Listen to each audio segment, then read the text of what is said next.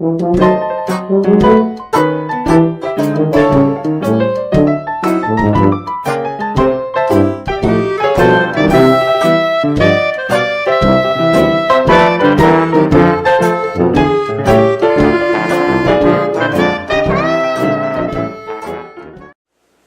everybody, it's Grandmama. Time for another story from a hometown scrapbook by Ben Weatherwax. Tonight's story, Japanese Roundup. Hello there, can you recall the days when Grays Harbor was filled with Japanese freighters loading Japanese squares or scrap iron and sending its crew of Asian men prowling through the town for pictures of the American way of life? We were pretty suspicious then. We decided, most of us, that they were taking pictures for spy purposes, and that every Japanese sailor was a potential admiral in disguise, making mental notes of the defense of Grays Harbor.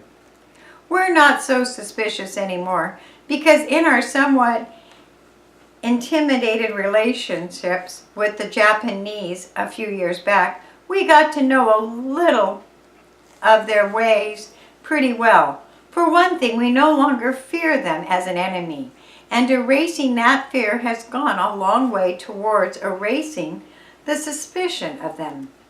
But you know, in the days when Grays Harbor was filling Japanese holes with fresh cut fur and cedar timber, and the harbor had anywhere from 1 to half a dozen Japanese people and merchant line freighters in here at any time, our country was a pretty inviting place for the Orientals who saw it through eyes used to viewing the poverty and feudalism of their homeland. And more than one Japanese citizen nurtured the hope of someday he would call America his home. Some did, though the due process of law, and some tried to beat the law to become Americans, and thereby hangs a story. So when Dick Crombie has taken the customary few seconds for our sponsor, we'll unreel the story of Yoki Endo, his smuggling plot that backfired, and the story that has our own Grays Harbor as a setting. It was in the early years of the 1920s when the Japanese freighters were making regular calls in Grays Harbor, and the waterfront longshore gangs were storing their holds with fresh sawn fir timbers. That was a Japanese sailor on the Milan Maru by the name of Yoki Endo. He was only one of the countless Japanese sailors who came to Grays Harbor from Yokohama, Kobe, and other Japanese ports, manning the rustling, unseeming hulks of the Emperor's merchant fleet.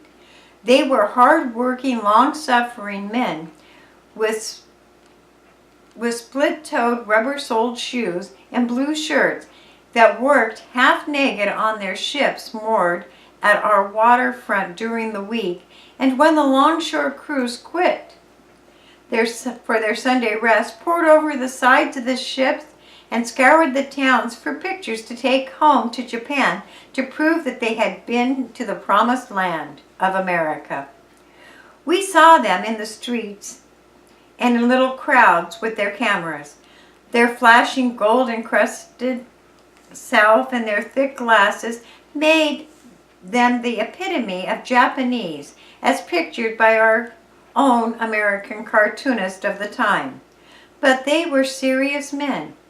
And while they come as tourists, more than half of them went away nurturing the hope that someday he might live in America. They knew this was possible. Natsu Seto lived here. He drove a fine car and had a business of his own. His children dressed well and were big and strong and bright-eyed. They couldn't have come to America as Natsu had done and settled down. Yoki Endo asked himself that question over and over again, and then when the Milan Maru got ready to leave Yokohama in early 1927, Yoki decided that he would live in America. Moreover, he would take along his family. For on the Yokohama waterfront, the men who called Yoki a friend had heard from his lips the stories of the New World and the magic way of life. And they too wanted to go to America. Some of them had friends living here. Others had heard stories of the wondrous land. And when Yoki Endo announced his scheme, 7 friends were ready to make the trip. They would, as Yoki described it, stow away on the Milan Maru and get over to America, where Yoki had friends who would help them get in. Once inside, there was nothing to worry about, Yoki assured them all. As the Milan Maru lay at the dock of Yokohama the day before its scheduled sailing, 7 Japanese slipped aboard and were hidden in the dark interior of the vessel by Seaman Endo. When the ship sailed, the 7 sailed with it. Now, there were some who accused the Japanese sailing masters of transporting and smuggling Asian people into the country, but those who knew the skippers of the Japanese freighters don't share that opinion. For the Japanese sailing masters, or at least most of them, were pretty high type within their countries, and they valued their reputation with the Americans with whom they did business. So Yoki Endo had to hide his free-riding passengers well. He took into his confidence a few members of the crew. S.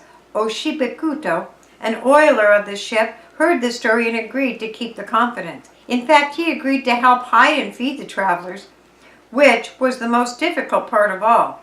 When the ship officer made their periodic inspection, there was always the danger that they would find the 7 men hidden in the hold at one time.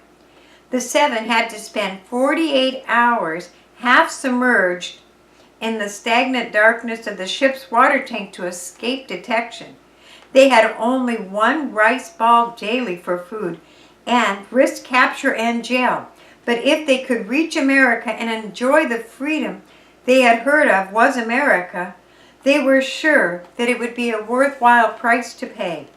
On March 4th, 1927, the Milan Maru entered Grays Harbor, and a few hours after crossing the bar, the big freighter was pulling up alongside dock. The first part of Yoki Endo's plot was complete. They were all in America. But so far they were not free, and Yoki knew from experience that the immigration authorities kept a strict watch on the movements of Japanese when they went ashore. He had, in fact, thought of this in advance, and before he left Tokyo, he had written to 2 of his friends in Portland, Kei Kiyoki and Z Inuyo, asking them to meet the ship and take his friends to safety.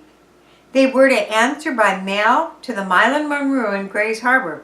The letter was to be waiting when the freighter arrived, and it was. What Yoki Endo did not know was the immigration officials had already read the letter and knew more about the plan than he did.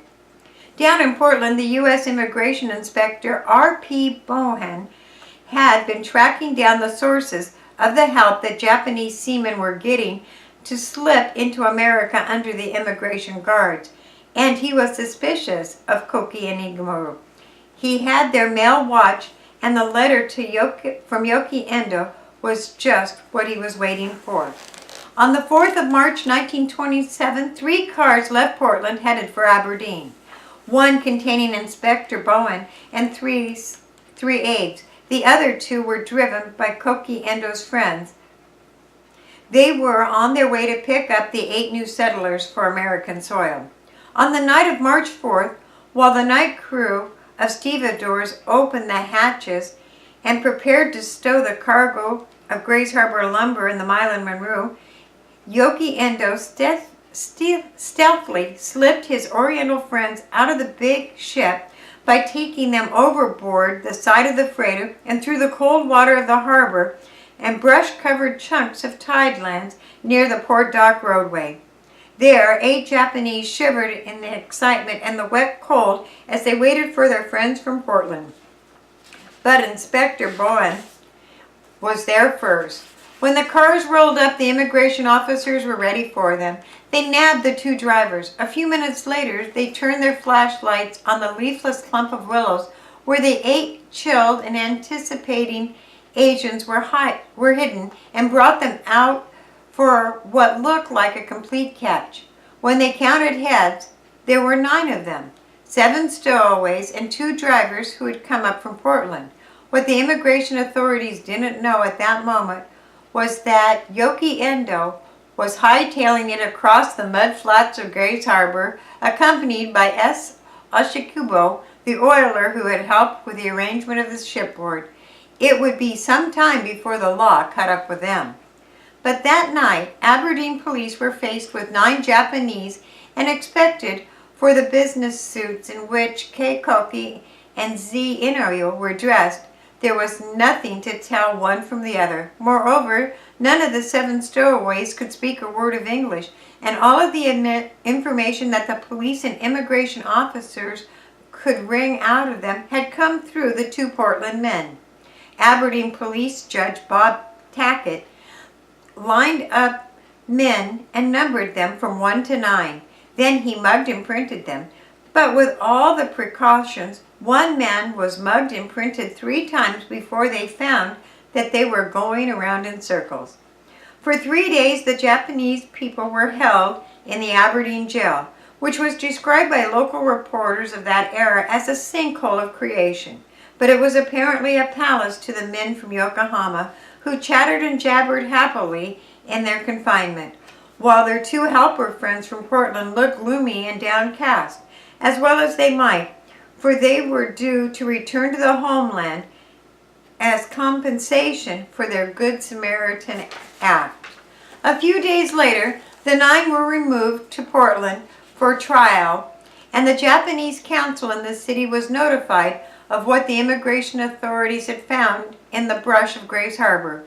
But that was not all. In Portland, they found Yoki Endo hiding in the back room of the Japanese gift shop, and in California, they turned up S. Oshikubo and completed the roundup of the 11 men who plotted to make a new home for themselves and their families in America that they had so long for desired.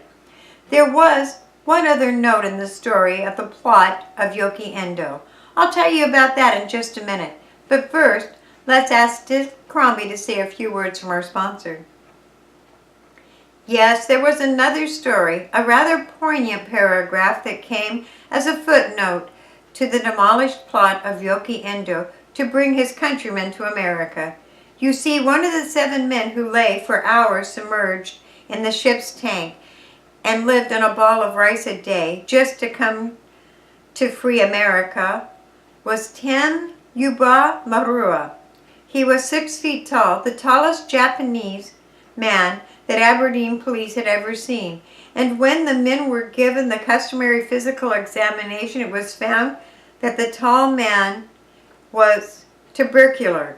The disease had infected the glands throughout his entire body, and the medical men gave him only a month to live. That is why the tall, smiling Tembaru Marua came back to Aberdeen in custody of the immigration people and spent several days seeing the town under the watchful eye of the local police. And he feasted his deep-set eyes on everything he saw, for he was told that he was being sent home to die, for he was only 20 years old. For 3 days he saw Grays Harbor in a limited way, and when officers put him aboard the Japanese freighter Kashamaru for his last voyage home, he thanked them and said in Japanese, "I am most happy to have seen America before I must die." When the remaining 10 Japanese were returned to Nippon a month later, immigration authorities wrote finesse of the story of Yoki Endo and the plot to settle in America, a story about Grays Harbor of 1927 that we find tonight in our Hometown Scrapbook. Thanks for listening.